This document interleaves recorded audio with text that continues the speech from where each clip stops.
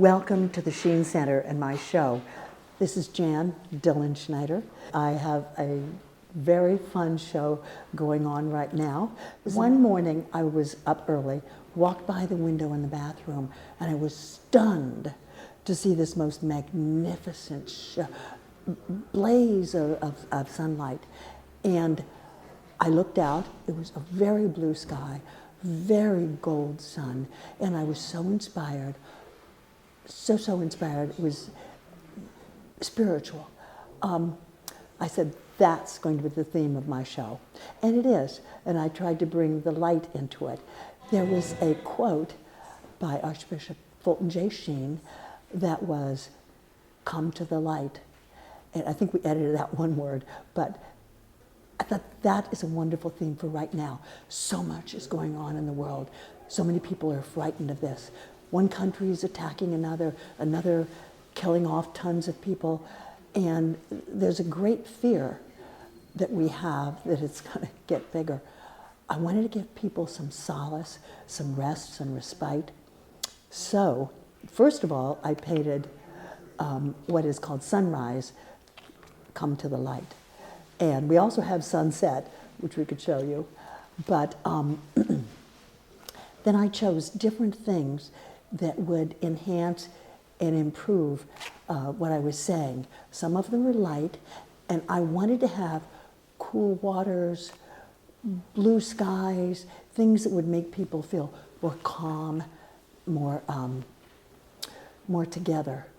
I start with a lot of blue, a lot of water running through. Yes, the water is not blue here, but everything else is. This one is golden grasses and trees. I just want you to feel you can walk into the nature and enjoy it. It's one of mine that I've concentrated on texture, a lot of paint on, a lot of colors next to other colors that make them sing. And that's one of the things that's important to me, is that colors relate in a positive way one to the other. This one is the title, is There Will Always Be Light. And again, it's one of those that goes back to the original theme of light. It's more abstract than I normally do, but I had a really fun time doing it. So we might see a little more of that. The next one over is based upon, it's called Warm Waters. The color of the water, the color of the greenery in the hills and things, that's what's warm about it. I want to get the feeling of warmth, but also of mist. Mist is very, very important. To me, mist is mystery, and I think that that is a key. When you look at a misty painting, you can't tell what's back there. All you can tell is, you can imagine. You can wonder what's there. You can project yourself into that particular situation. This is sunlight on the water. Again, light on the water. And this one, light through the mist. That one, again, you imagine anything that you want. You can enjoy the colors, one next to the other. But again, I want people to say, the mist is magical. The mist, this one's Misty Vista. And you can see the cool blue water in the distance, and whatever's behind that cool blue water, the mist, and you can imagine whatever you want to imagine. And I think one of the things I like is the contrast of the pink in the sky and in the skyline in the distance. We have here one cool water, and I fell in love again with the color, ultramarine blue light. And I found when I touched it in the water, the white came through of the splash of the water. I was just very, very excited by it. And it's me discovering painting that I've been painting for years and years. Somebody asked me how long I've been painting, expecting to say 3-4 years. And I remember My first real oil painting was when I was 12 years old. It was in an art class, and I remember the teacher's name, Mr. Stumbo. And it was a lot of fun. And so it was kind of the beginning, and I painted after that forever. My mother was a painter, my sister was a painter and everything, so I guess I always say I have linseed oil in my veins. It's kind of like family history. You know, it's interesting to know where you get things from. I paint a lot from, it's hard to say. I paint a lot from what I see in my backyard, Long Island Sound. When I'm going someplace and I see something that's really exciting, or the morning of the beautiful sun, I do pick up anything that I like, either for direction or because I like what the color says, but I never try to copy it. I did have one tiny little thing in a newspaper I pulled out. It was in black and white, and I painted a diptych. Pardon me, that's two paintings next to each other. And I put a lot of color, greens and raspberries and fuchsia, and it was a big, big painting. I sent it to one of the shows in Paris, and I was so honored.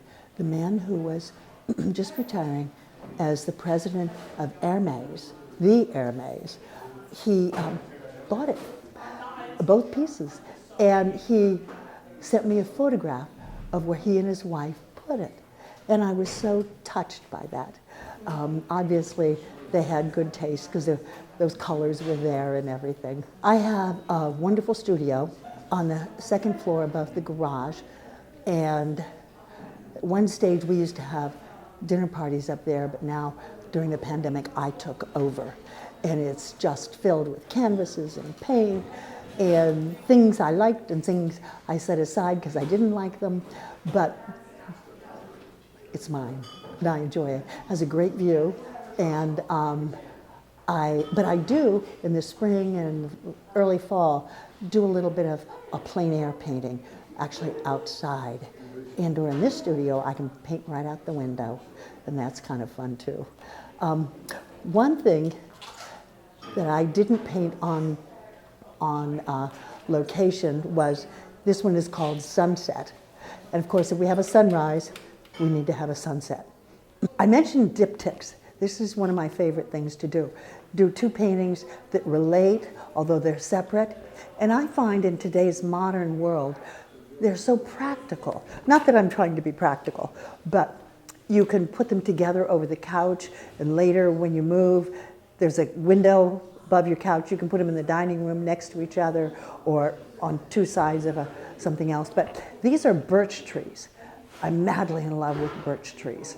I don't know why, but they're strong, forceful, all kinds of things.